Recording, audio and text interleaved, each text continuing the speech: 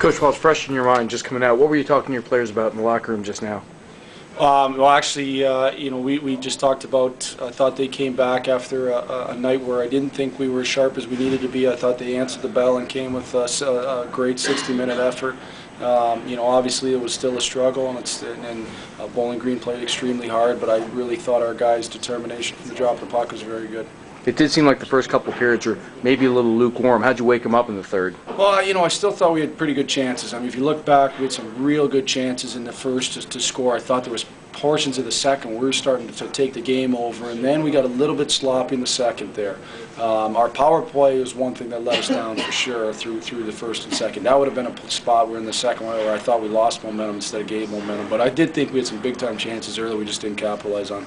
Is it that power play right after they scored and evened it up and we had a power play and there weren't too many shots for the Broncos? Yeah, we just really struggled on it all weekend. Now, part of that is they did a real good job killing. They were very aggressive, and we're going to face another aggressive kill next week at Miami, so we have to do a better job of that. It's something we'll work on in practice. But I did think we struggled and that took away some momentum. The Broncos outshot Bowling Green quite a bit. How about Hammond in the goal for the Falcons? Yeah, I talked to Chris Bergeron, their head coach, this morning, and he's very good.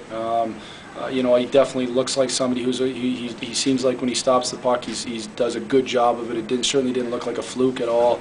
He's definitely a very good goaltender.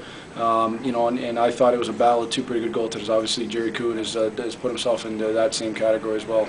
After the first period, it looked like you were having a friendly conversation with the officials. What were you talking about there? Well, yeah, I just wanted some clarifications on a couple of non-calls, and just to make sure I got the right interpretation of how the game was going to be called and what I should tell our kids in terms of how, where our stick should be and things like that.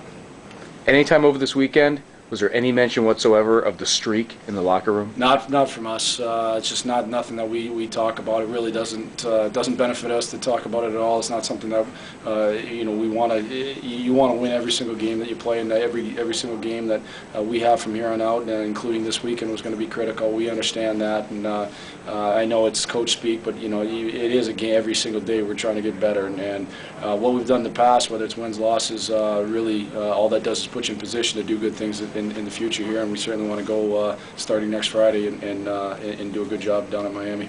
Now that this team has set the record for the unbeaten streak, what does that mean to the program? Well, from a program standpoint, obviously every time we can win games and put ourselves in a better position both within the league and nationally, that's good. But you don't judge seasons, I don't think, midway through the year. I think you're even towards the end of the year. You judge seasons after they're over. And we got a lot of season left here, and we have a lot that we want to, we haven't accomplished anything. And we certainly want to continue to go out and win hockey games. I think the one positive thing is that it is, the people at Kalamazoo are seeing it's a great product, and that we can be successful and they're coming out and supporting us great. The students have been great. I think the energy that we gained from Lawson Arena has been amazing, and we want to continue to capitalize on that. Coach, can you talk about the offense from unlikely sources tonight?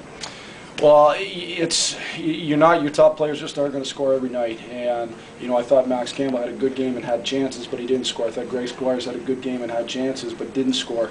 I thought Chase Blashill had a good game, and now we're missing a couple other offensive guys, and Shane Birschbach, Dan Walters. So other guys have to contribute. For the most part, we rolled four lines until late in the third, and I thought. Those guys, we have other guys that have the ability to score, and they step to the plate. We're going to need that as we continue on here, especially until we're able to get a full lineup back. All right, and then the guys stepping in for injuries, how do you keep them ready on a nightly basis? Well, they come ready to practice every day, and they understand that every day. I mean, we're still competing for ice time every single day, and even if you go with the lineup status quo for a little while because you've had some success, you're still competing for ice time every single day. Whether it's a guy who wants to play a little bit more, is dressing every night, wants to play a little bit more, or a guy who's out of the lineup wants to get in. And I think Jerry Kuhn's been an unreal lesson of making sure that you're prepared, that if you get an opportunity, you can jump through that window. Because he had no light at the end of the tunnel and kept working and working and working. So he's been the lesson to the rest of the team and guys that aren't playing to make sure they're ready if they get that opportunity. Okay, and then anything on the injuries? We'll have to evaluate it come Monday and see where that's at. Okay. If you had to give a ballpark, do you think anyone could play next weekend? I'm just not sure. I'm really not sure. I don't expect Shane Birschbach to be in. The other two, I'm not sure. Okay. And then going back to Miami next week, how's that as kind of a second homecoming? Yeah, I have, as it's been noted in the media, I have a lot of connections in the CCHA, and Miami's certainly a spot. Oxford was a big part of my life. My first two children were born there. Rico's a good friend of mine. The other members of their staffs are good friends of mine. But it's really two teams going to play.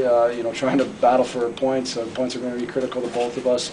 I'm excited to go down there and play and continue to challenge ourselves and see what we can accomplish. Thanks, Coach. Good. Thanks. Okay.